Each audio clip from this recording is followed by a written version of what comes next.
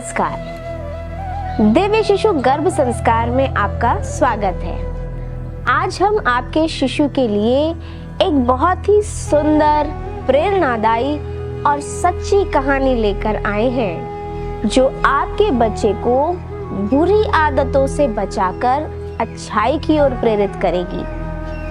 आज की कहानी का शीर्षक है गुरु कृपा से बदला जीवन। एक राजा का इकलौता पुत्र जो बड़ी मन्नतों के बाद पैदा हुआ था, बहुत ही शैतानी दिमाग का था। उसने अपनी हरकतों से राजा व प्रजा दोनों की नाक में दम कर दिया था। राजा ने बहुत प्रयास किए परंतु उसमें सुधार नहीं आया। अंत में राजा अपने गुरुदेव के पास गया और उन्हें सारी बात बताई। गुरुदेव बोले, राजन, तुम परेशान मत हो, उसे मेरे पास भेज दो। राजा ने वैसे ही किया। राजकुमार को गुरुजी के पास भेज दिया। गुरुजी राजकुमार को एक बगीचे में ले गए। वहां बबूल के 4 पौधे दिखाए। एक पौधा 1 फुट का, दूसरा 2 फुट का, तीसरा 4 फुट का और चौथा 8 फुट का था। फिर बोले, बेटे, तुम इन चारों पौधों को उखाड़ दो। इनके स्थान पर तुलसी के पौधे लगाने हैं। राजकुमार ने पहले पौधे को एक हाथ से पकड़कर सहज ही उखाड़ दिया। दूसरे को थोड़ा जोर लगाकर उखाड़ डाला। तीसरे पौधे को उखाड़ने में उसे दोनों हाथ लगाने पड़े और काफी खींचतान भी करनी पड़ी।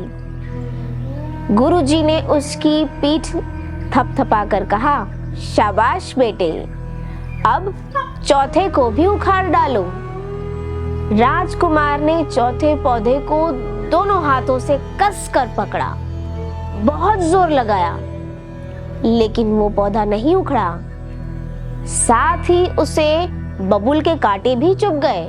राजकुमार बोला, यह तो मुझसे नहीं उखड़ रहा गुरुजी। गुरुजी ने स्नेह बरसाते हुए राजकुमार का सिर सहलाया और समझाते हुए कहा, बेटे, उखड़ेगा भी नहीं क्योंकि इसकी जड़ें गहरी हो गई हैं।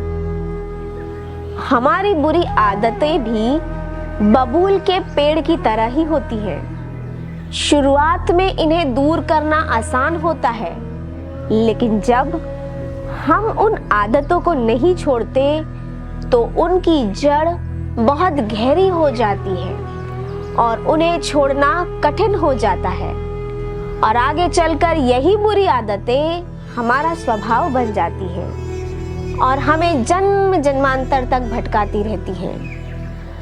राजकुमार की आंखें खुल गईं। उसे अपनी गलती का एहसास हुआ। गुरुदेव के श्री चरणों में वह दंडवत प्रणाम कर क्षमा मांगने लगा, रोने लगा। उसने संकल्प लिया कि वह अपनी बुरी आदतों को उखाड़कर गुरुदेव की आज्ञा अनुसार अपना जीवन बनाएगा और ऐसा कोई काम नहीं करेगा जिससे किसी को भी कष्ट पहुंचे। गुरु कृपा ने उसका जीवन ही बदल दिया। कहां तो सबकी आंखों का कांटा बना हुआ राजकुमार और कहां अब सबकी आंखों का तारा बन गया। हे आर्य, तुम भी सावधान रहना। तुम्हारे किसी भी कार्य से किसी को कष्ट न हो, इसका ध्यान रखना। किसी भी बुरी आदत को गहरा नहीं होने देना। अपनी भूल को मूल से निकालने में तत्पर रहना। फिर तुम्हें महान बनने से कोई नहीं रोक पाएगा। आज की यह कहानी आपको कैसी लगी, हमें कमेंट बॉक्स में लिखकर जरूर बताएं। और अगर अभी तक आपने हमारे दिव्य शिशु गर्भ संस्कार के YouTube चैनल को सब्सक्राइब नहीं किया है तो अभी करें और साथ ही बेल आइकन को भी दबाएं ताकि आने वाली वीडियोस की नोटिफिकेशंस आपको मिलती रहें।